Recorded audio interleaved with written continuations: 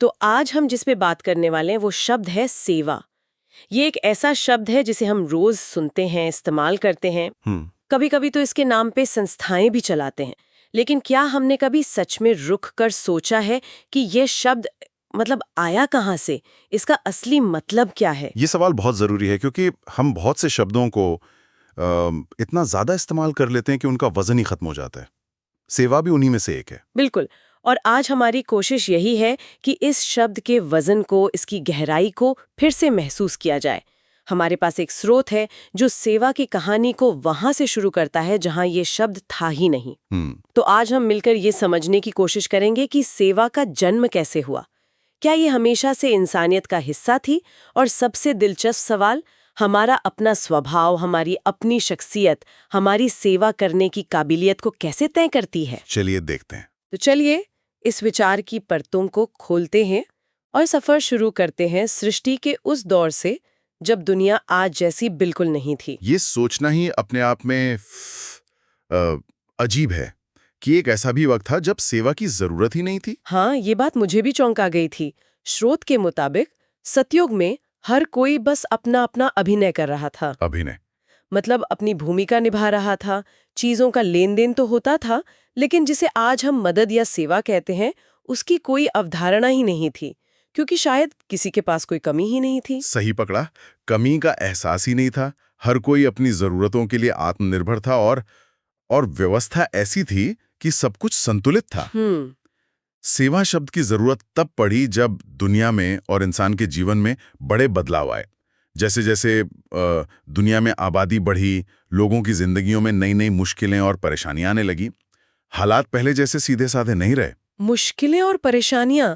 आप मतलब किस तरह के बदलाव की बात कर रहे हैं? देखिए, जब आबादी बढ़ती है और संसाधन सीमित होते हैं तो समाज में असमानताएं पैदा होती हैं। स्रोत यही कहता है कि प्राकृतिक वजहों से या सामाजिक व्यवस्थाओं के कारण लोगों के बीच एक बहुत बड़ा असंतुलन पैदा हो गया। अच्छा। कुछ लोगों के पास जरूरत से बहुत ज्यादा जमा हो गया और बहुत सारे लोगों के पास, आप समझिए, बुनियादी चीजों की भी कमी हो गई। पारिवारिक और सामाजिक ताना बाना उलझ गया। तो मतलब एक तरह का सामाजिक असंतुलन पैदा हुआ। और जब भी ऐसा होता है, इंसानी मनोविज्ञान कहता है कि पीड़ा बढ़ती ही है। तो क्या स्रोत इसी पीड़ाओं को सेवा का जन्मदाता मानता है? बिल्कुल, यही इस पूरी कहानी का टर्निंग पॉइंट है। जब लोगों ने अपने आसपास दूसरों को शारीरिक और मानसिक पीड़ा में देखा तो उनकी संवेदनाएं जागी। हाँ। उनके अंदर एक हलचल हुई। यहीं से सहानुभूति, सद्भावना और एक दूसरे का हाथ थामने की भावना पैदा हुई। और यहीं से मदद का कॉन्सेप्ट शुरू हुआ। हाँ, तब जिन लोगों के पास क्षमता थी, चाहे वो शारीरिक हो, मानसिक हो या आर्थिक, उन्होंने अपनी काबिलियत के हिसाब से जरूरतमंदों की मदद करनी शुरू कर दी। अच्छा।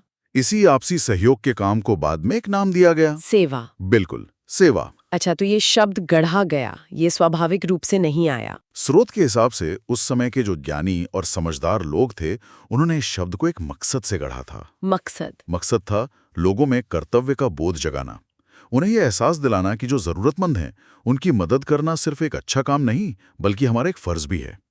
तो सेवा शब्द को एक तरह से समाज में सहयोग की भावना को जिंदा रखने और उसे मजबूत करने के लिए बनाया गया। ये तो मेरा मतलब है, ये सेवा की पूरी बुनियादी बदल देता है। ये कोई दान या एहसान नहीं बल्कि संतुलन वापस लाने की एक कोशिश है। हाँ बिल्कुल, संतुलन। तो फिर इस बुनियाद पर हम सेवा को आज के दौर में कैसे परिभाषित कर सकते हैं? स्रोत इसे बहुत सरल शब्दों में समझाता है। परिभाषा यह है कि जब आपके पास तन, मन या धन के रूप में कोई भी चीज आपकी अपनी जरूरत से ज्यादा हो तो उसे दूसरों के काम में लगाना ही सेवा है। मकसद सीधा सा है, उस अतिरिक्त चीज का फायदा उन लोगों तक पहुंचे जिन्हें उसकी जरूरत है। ये सतयुग वाले लेन देन से एकदम अलग है ना? वहां कमी नहीं थी इसलिए मदद की जरूरत नहीं थी। यहाँ कमी है और सेवा उस कमी को भरने का एक पुल है। बहुत सुंदर तरीके से कहा आपने। और जैसे जैसे समाज और जटिल होता गया, ये कमियां और जरूरतें भी अलग अलग तरह की होने लगी। अच्छा। इसीलिए सेवा के रूप भी कई तरह के हो गए। स्रोत मुख्य रूप से 3 श्रेणियों की बात करता है। मनसा, वाचा और कर्मणा। मैंने इनके बारे में सुना है, लेकिन अक्सर लोग कर्मणा यानी काम करने या पैसे देने को ही असली सेवा मान लेते हैं। हाँ, और यही हम सेवा के दायरे को छोटा कर देते हैं। पहली है मनसा सेवा, यानी मन से की गई सेवा।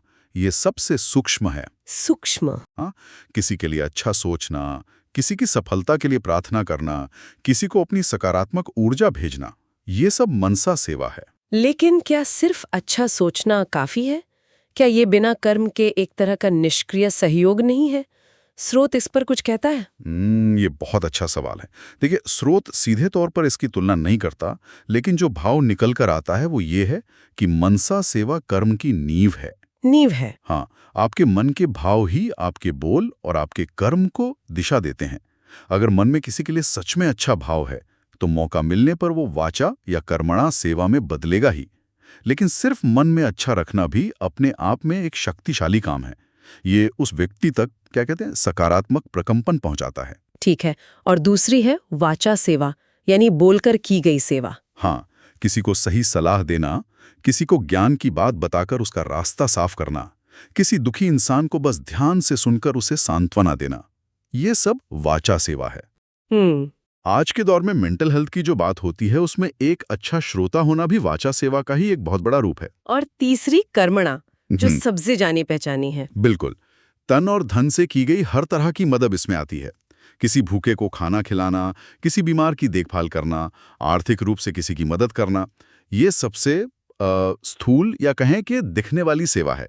लेकिन स्रोत ये साफ करता है कि ये तीनों अलग अलग भी हो सकती हैं और एक साथ भी। और किसका कितना असर होता है, इसका कोई गणित नहीं बनाया जा सकता। एक प्यार से बोला गया शब्द शायद लाखों रुपयों से ज्यादा कीमती साबित हो जाए। ये तो हुई सेवा की परिभाषा और उसके प्रकार। लेकिन स्रोत यहाँ से एक बहुत ही व्यक्तिगत मोड़ लेता है ना? ये इसे सीधे सीधे हमसे, हमारे स्वभाव से जोड़ देता है। हाँ, और अब हम इस चर्चा के सबसे गहरे हिस्से में आ रहे हैं। स्रोत में एक वाक्य है जो इस पूरी बात का सार है। क्या? जिसका जैसा व्यक्तित्व, उसकी वैसी ही सेवा। वाह, ये लाइन सुनने में जितनी सरल है, इसके मायने उतने ही गहरे हैं। इसका मतलब तो ये हुआ कि सेवा कोई बाहरी एक्टिविटी नहीं है जिसे हम करने का फैसला करते हैं। ये तो बस उसका प्रतिबिंब है जो हम अंदर से हैं। बिल्कुल सही। कोई व्यक्ति वही दे सकता है जो उसके पास है। सेवा कोई ओढ़ा हुआ चोगा नहीं है, ये हमारी शख्सियत का विस्तार है। स्रोत इसे कुछ बहुत अच्छे उदाहरणों से समझाता है।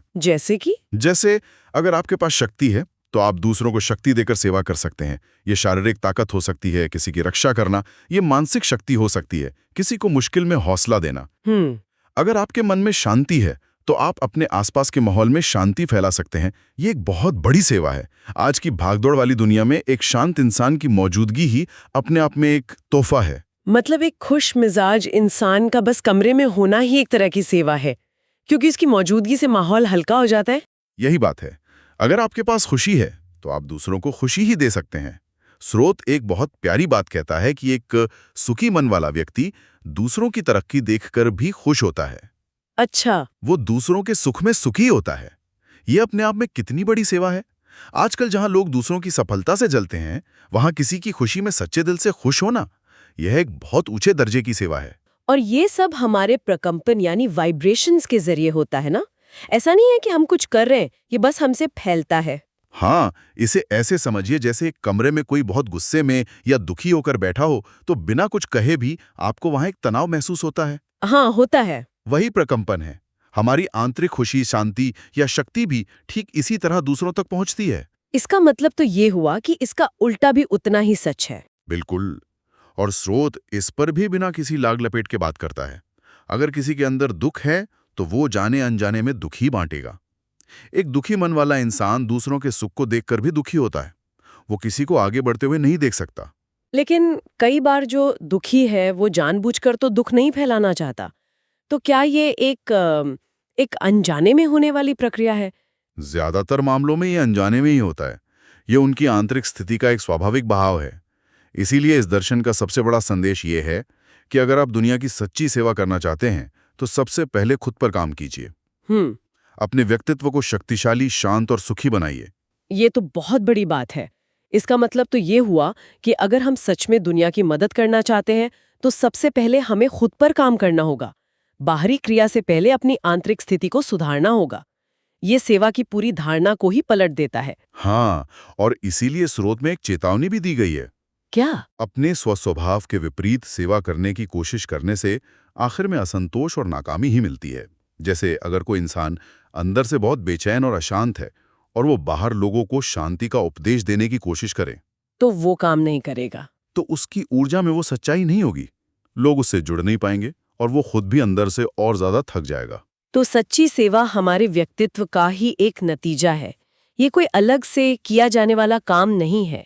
नहीं, आप जो हैं वही आपकी सेवा है। आप जो हैं वही आपकी असली सेवा है।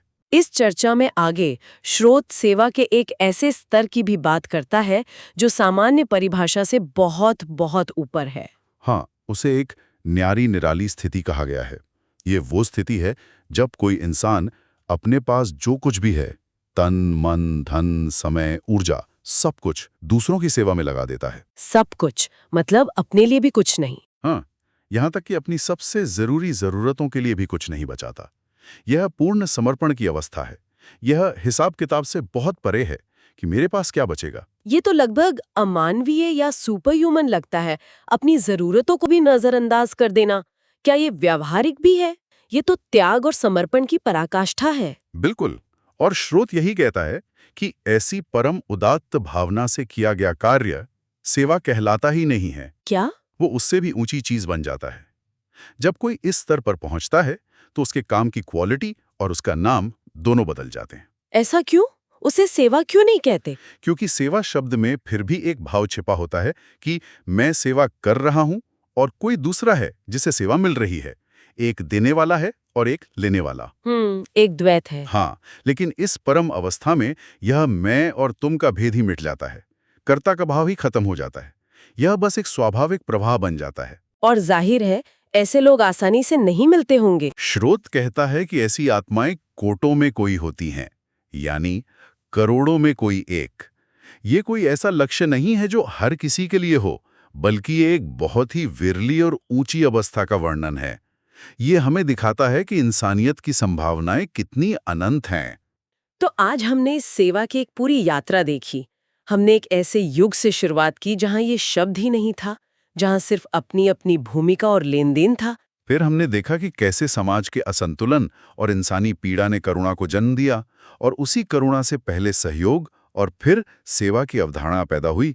हमने सेवा के तीनों रूपों मनसा, वाचा और कर्मणा की परतों को खोला और यह समझा कि इन्हें किसी तराजू पर तौलना नामुमकिन है। और अंत में सबसे जरूरी बात, हमने ये जाना कि सच्ची सेवा हमारे अपने व्यक्तित्व से ही निकलती है। हम वो ही दे सकते हैं जो हम हैं। एक सुखी इंसान सुख देता है, एक ज्ञानी ज्ञान देता है और एक शांत इंसान शांति। तो क्या इसका मतलब है कि जब तक समाज में असंतुलन रहेगा, सेवा का ये चक्र चलता रहेगा? स्रोत इस पर एक बहुत ही खूबसूरत बात के साथ खत्म होता है। वो कहता है कि सेवाओं के रूप बदलते रहते हैं, जरूरतें बदलती रहती हैं, वे कभी कम होती हैं, कभी ज्यादा। लेकिन पारस्परिक सेवा का सूर्य कभी अस्त नहीं होता। वाह, पारस्परिक सेवा का सूर्य। इसका मतलब है कि ऊर्जा का ये लेन देन, एक दूसरे को सहारा देने का ये प्रवाह हमेशा चलता रहेगा। ये इंसानियत का मूल स्वभाव है, ये कभी खत्म नहीं होगा। इस पूरी चर्चा से मेरे मन में एक सवाल घूम रहा है। स्रोत में ये इशारा है कि हम अपने आध्यात्मिक लक्ष्यों को भी सेवा से ही तौलते हैं। ये एक बड़ा सवाल खड़ा करता है। अगर सच्ची सेवा हमारी अपनी आंतरिक स्थिति से ही पैदा होती है, यानी हम भीतर से क्या हैं, शांत, सुखी और समर्थ, तो इस पर सोचा जा सकता है कि क्या सेवा का बाहरी काम उस आध्यात्मिक लक्ष्य तक पहुंचने का एक जरिया मात्र है, या फिर सेवा करने के लिए तैयार एक शांत, सुखी और समर्थ आंतरिक स्थिति का निर्माण करना ही अपने आप में असली मंजिल है। इस पर विचार किया जा सकता है।